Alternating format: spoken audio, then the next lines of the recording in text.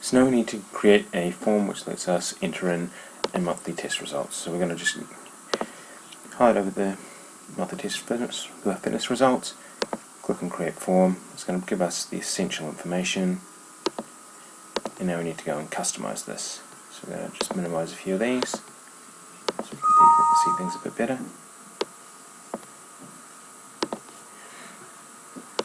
And what we need to do is just delete a few options. Now I've got a fitness test ID which is on there. What I'm going to do is just drag a few of these in just so they're not quite as wide, makes it a bit more usable.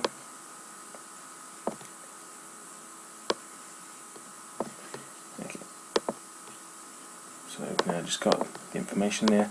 Like we did earlier, we're going to unlink it.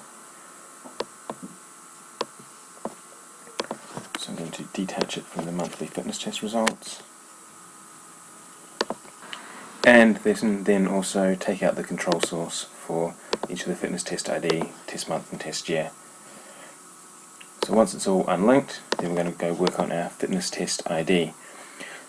Each way for this is to use a domain aggregate function, dmax, which will find the maximum ID for us from a table. So I'm going to go to built-in functions, in D, and we want to find dmax. Similar to what in the early task how we used a dlookup, dmax is just going to find the maximum. Because we don't need to pass a new criteria, we're going to get rid of that criteria in that last comma. The domain is the table or query we want to get our information from. Once again we have to put this inside speech marks.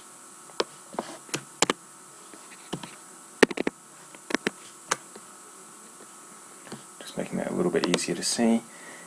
So the name of this table is going to be, in my example, monthly fitness tests.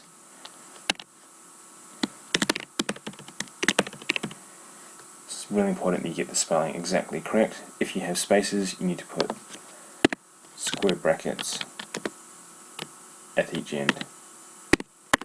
But as my one doesn't have any square spaces, I don't need the brackets. Now, the expression is what we're going to look for. Now, the easiest way to actually pick this up is to go into the table and get the fitness test ID. Okay, it throws in a whole bunch of other junk we don't actually want. But we now get the fitness test ID. I'm going to get rid of those square brackets and just replace them with speech marks.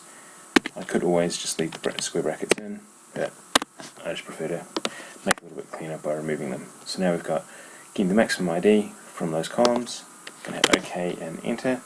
I'm going to view it, and if you have a look, it's picked out the number 7, which when I go into that table, that is the current highest one.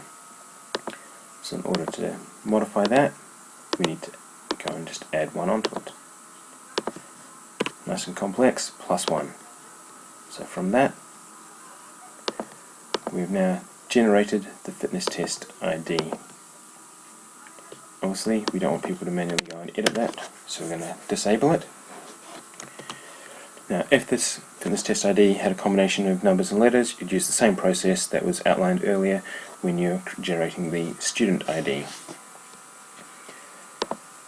Okay, that concludes the section on basically how to set up this form with the information.